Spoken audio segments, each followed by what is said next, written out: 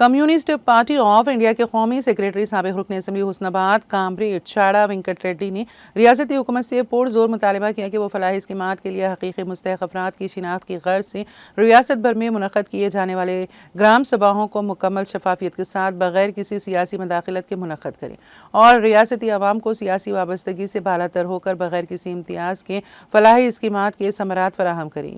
वो रियासत में 26 जनवरी 2025 से शुरू होने वाले मुख्तलिफ फलाही स्कीमात के तनाजुर में मीडिया से बात कर रहे थे। उन्होंने सरकारी अहदेदारों पर जोर दिया है कि वो किसी सियासी दबाव के बगैर फ़र्ज़ शनासी और दियानतदारी के ज़रिए खिदमात अंजाम दें। कामरेड चाड़ा वेंकट रेड्डी ने मुलाजिमीन से मुख्तलिफ हकीकी मुस्तहक अफराद की हक तलफी ना करने और किसी डर व खौफ के ज़रिए मुस्तहक अफराद को फलाही स्कीमात के लिए मुंतखब ना करने का मशवरा दिया।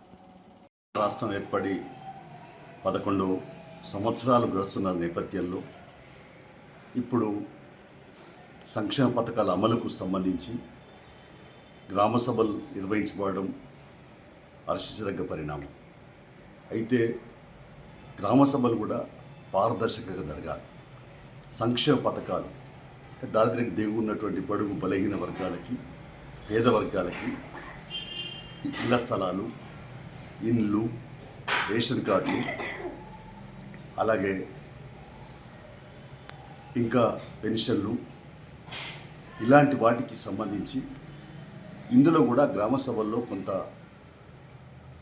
ఈ రాజకీయ నీలీడలు అక్కడక్కడ చర్చనీయాంశంగా మారడం అనేది దురదృష్టకరం.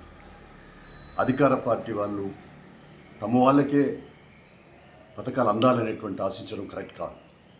సంక్షేమ పథకాలు అనేటివి మొట్టమొదట పేదరికంతో అల్లాడేటువంటి నిరుపేదలకి, అసలు ఇల్లే లేని వాళ్ళకు, స్థలమే లేని వాళ్ళకు, అలాంటి వాళ్ళకు ఫస్ట్ ప్రయారిటీ ఇవ్వాలి, ఇల్లు ఇవ్వాలి. కానీ గత ప్రభుత్వ కాలంలో జరిగినట్టు కార్యకర్తలకే ఇల్లు, కార్యకర్తలకే సంక్షేమ పథకాలు, కార్యకర్తతో గెలిచినాం కాబట్టి కార్యకర్తతోటే మేము చేసుకుంటామంటే ఇది ప్రభుత్వ సొమ్ము.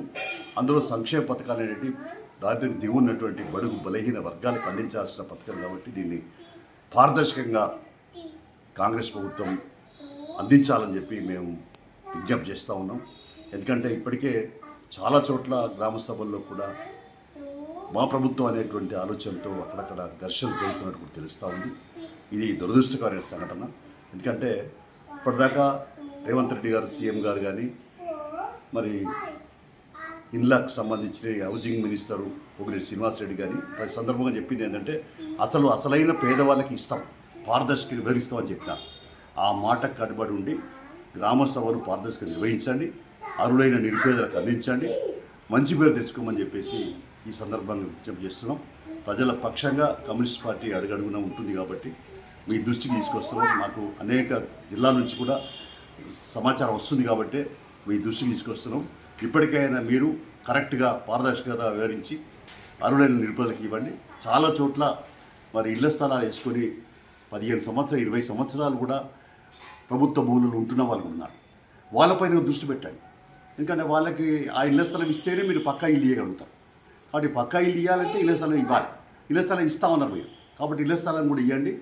వరంగల్లో, ఇక్కడ మన హయత్ నగర్లో, రంగారెడ్డి జిల్లాలో, మహేశ్వరంలో, లేకుంటే కరీంనగర్లో, ఇంకా మన ఇతర అన్ని జిల్లాల్లో కూడా మేడ్చల్ జిల్లాలలో ఎక్కడెక్కడైతే పేదవాళ్ళు గుడిసెలు వేసుకొని నివసిస్తున్నారో 5 ఏళ్ళ నుంచి 4 ఏళ్ళ నుంచి 3 ఏళ్ళ నుంచి ఇప్పుడు నిన్న భూపాలపల్లి 2 సంవత్సరాలు గడిచిపోయింది అని చెప్పి వార్తలు వస్తూ ఉన్నాయి. ఇట్లాంటి వరంగల్లో అనేక సంవత్సరాల నుంచి ఉంటా ఉన్నారు.